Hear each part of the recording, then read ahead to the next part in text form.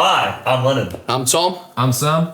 Travis. I'm Lewis. I'm Jeremy. I'm Dan. And we are Sleuth Gang! And you're watching Soundsphere TV.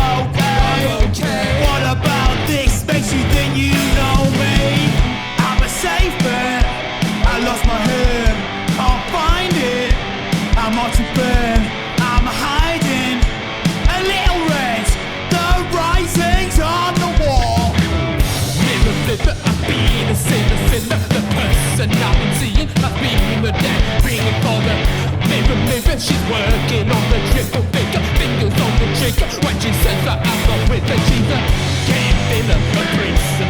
In my mind, she's with a reason to lie to us. Baby, now I should do look for love and not look back to what I should trust. But where's the fun in that? I'm a safe bet. I lost my head. I'll find it. I'm off to bed. I'm hiding. A little red. On the wall, I'm a safe bet. I lost my head.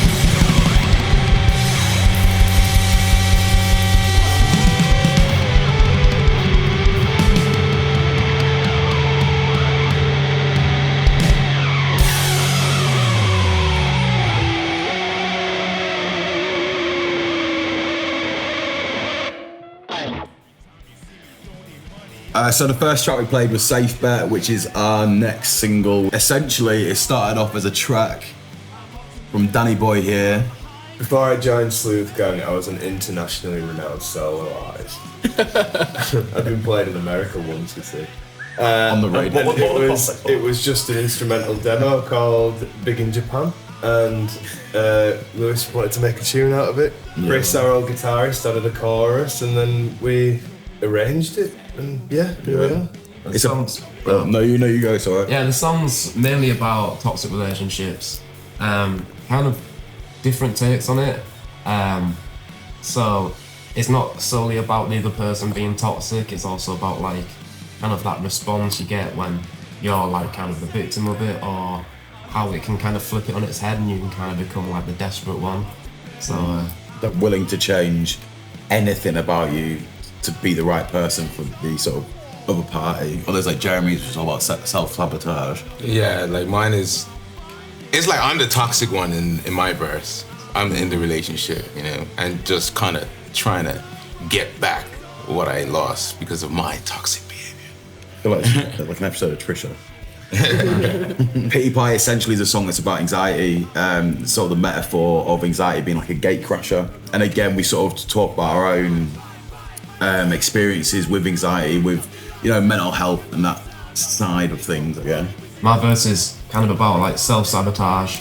A lot of people talk about anxiety and mental health in a certain like picture of it being like, oh, I'm super like nervous all the time, or I'm super like miserable, and no one really talks about like what it's actually like, and sometimes it can just turn you into like an actual just like bad person. Like you can just like act out because of like what you're going through in your own head. I think that what we try and do is write songs about serious things, but try and flip it on its head a bit.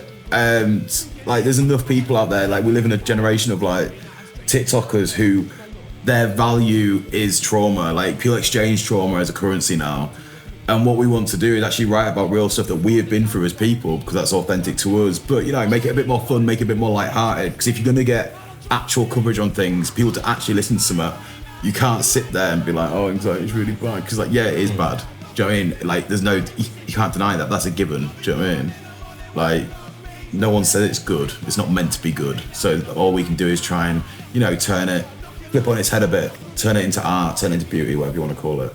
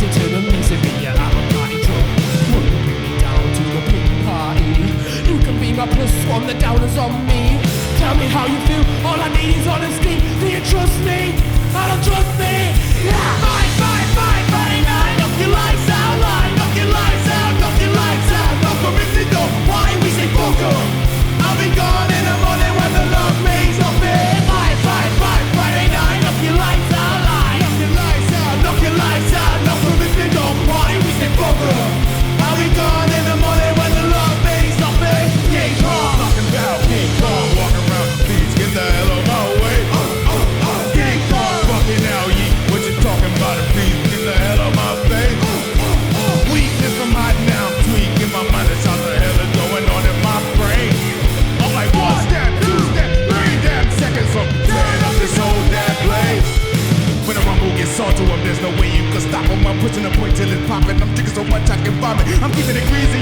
intoxicated and sloppy. Knock your lights out and shock you. Close in the morning, you're option because we fight, Friday night. Knock your lights out, knock your lights out, knock your lights out. Knock them if they don't party, we say fuck them. I'll be gone in the morning when the love fades off it. Fight, Friday night. Knock your lights out, knock your lights out, knock your lights out. Knock them if they don't party, we say fuck them. I'll be gone in the morning when the love fades off it.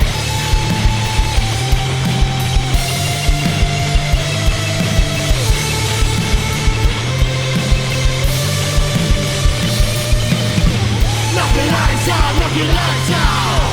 Knock your lights out, knock your lights out. Knock your lights out, knock your lights out. Knock your lights out, knock your lights out.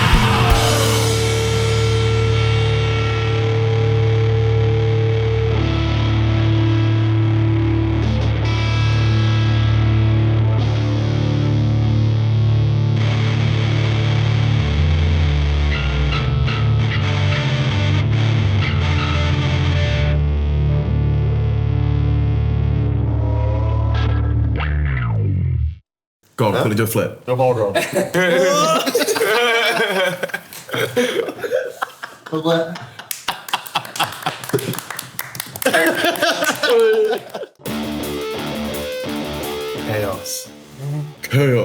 Chaos. Loud. Drama. Bodily fluids. It's a roller coaster, you know, yeah. We're all going crazy. And, I don't know. We put so much effort into the live show. Like, we always try and go that extra mile because we want it to be memorable.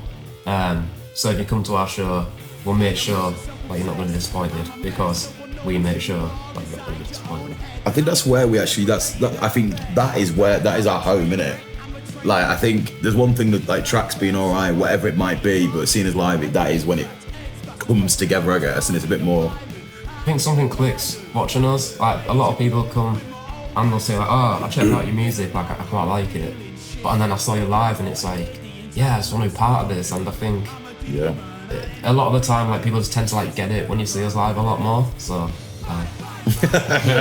And some people don't realize that like the first few months of us making songs and stuff and performing, a lot of those songs weren't even recorded. We never hit the studio or the booth, and we just out there performing whole songs written that no one's ever heard. You had to come to our live shows in order to hear those songs. So I give us a nice pat on the back for that one.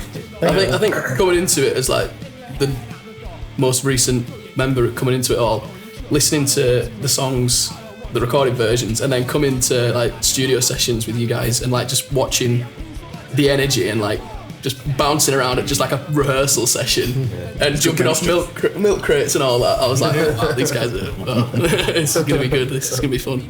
Oh yeah. That's all you get in. No, you don't get any more now. We just have to let it play now.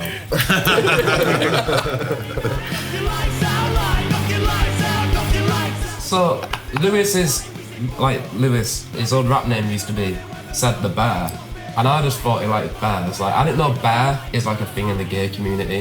Like I didn't know a bear is like a big dude. So like when he started talking about like us guys like making music together, I was like, oh, what's a pack of bears? Bears are badass. Like apparently a pack of bears is a sleuth.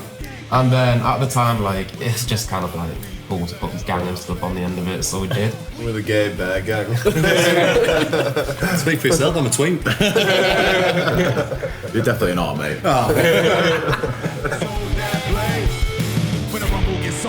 For me, it's a painkiller. Yeah, man. I didn't want to think something was, say something cliched about it, but it's all about stuff you can relate to.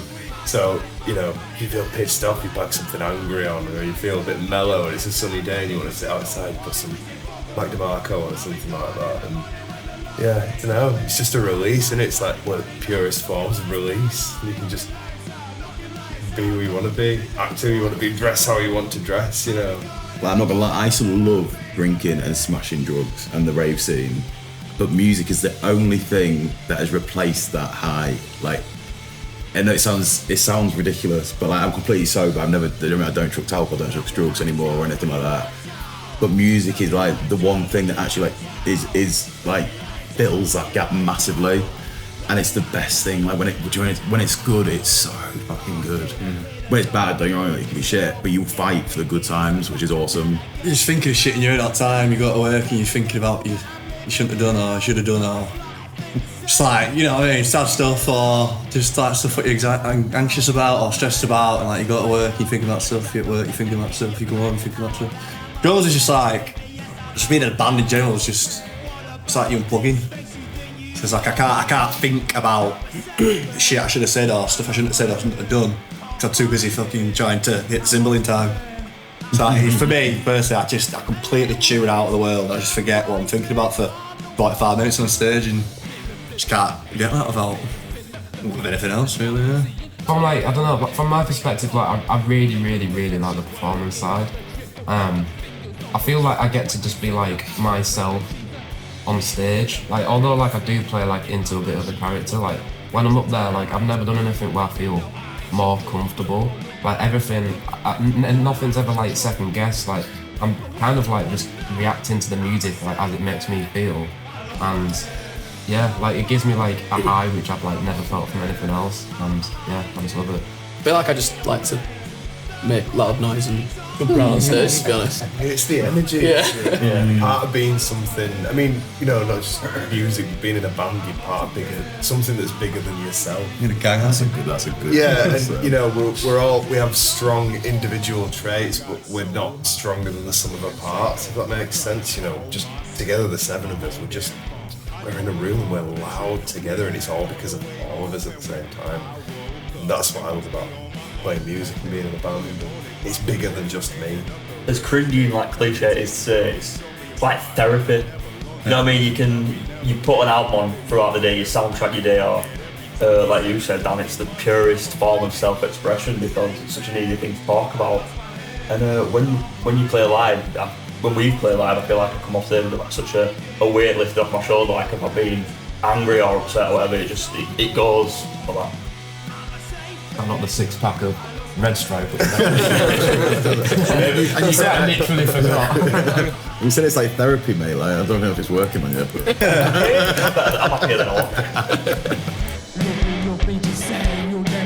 So I know Sam from college. So I met when we were like 16. I know Jeremy from working with him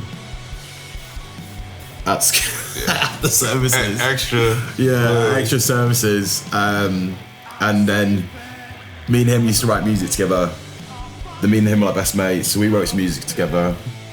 And then we recruited you. Me. We had to stalk Dan. We found him on this like music forum, and then it was like his list was like all like bands and influences. I was like, that is mint. It was so varied. There's like Beastie Boys on there, like Fruity like Gorillaz. And that was sick. I was like, let's let this guy is perfect. But then he wouldn't reply, so I was like, shit. And then we had a link to his SoundCloud on it. So we went to his SoundCloud, went to Spotify to then look for him that way, to then look at the writing credits, and then found Dan Rushton, so then found him on Instagram and messaged him being like, sorry mate, like, but. And then we found Lennon as well, again, influences like align perfect on the forum. Yeah, and then we got these two lovely chaps. So Travis used to be in a band called Casino Havana. And then Tom just found him on the street. It's really great. Just shouted at me, didn't you? Yeah. We found him in a locked suitcase. So we recruited these boys as well. But it's really weird because like you kind of forget that everyone at some point didn't know each other, and that's what hangs me out sometimes. Yeah, it really hangs me out. Everybody's so quickly, and it was like within like 2 months I'd known everybody my entire life. On the general base, we're all like, we're a bunch of weirdos, really. Like we're quite open people, so I think it's not like you're coming in something and we're not going to talk about shit. Like we all just do what the fuck you want to do. Like we all annoy each other, we all love each other. It's literally like a family. There's so many of us. You go to different people for different things. So it's like, you know, if you want a shoulder to lean on, you might go to X person. If you want someone to chat absolute breeze to you, you'll go to Lennon. It's like an encyclopedia. I take Bob Marley's dreadlocks. So mine would just be Simon Neil from Biffy Clyro, but all the way down. Shut up. Freddie Mercury's teeth. Rag and Bowman's gut. Prince's head I reckon Elton John's body. on Alex Terrible's body. You can't have. We only get one. then Prince's legs is again. But he's got tiny legs. Yeah, exactly. And Alex Terrible. We have Lars Ulrich's actual musical ability. Iggy Azalea's upper half. The whole torso. Yeah, I think it'd be fucking hilarious to see that. Iggy Pop's cock and bollocks. That jacked guy from Ham's Way on his hand. Alright, realistically, it was got like good legs for a rock star. Slash, he wears the leather pants, doesn't he? Slash his legs. Big In Jagger. the leather pants. Yeah, Mick Jagger's always running that, Jagger is known for his. But Mick Jagger's hips. Yeah. That's the one. Flea's head. The Jim- head of Flea. The head of a. Jimi Hendrix's fingers. Iggy Pop's skin. And I'm throwing for another person in there. Peter Steele's voice. That's a badass voice. Yoko Ono's voice. Beyonce's ankles. Follow us on Instagram at sleuth_gang, TikTok, Spotify, just Sleuth Gang. We are Sleuth Gang. You've been watching Soundsphere. Lennon's gonna do a roll. Operator play roll. Well done. Who's gang? Sleuth gang!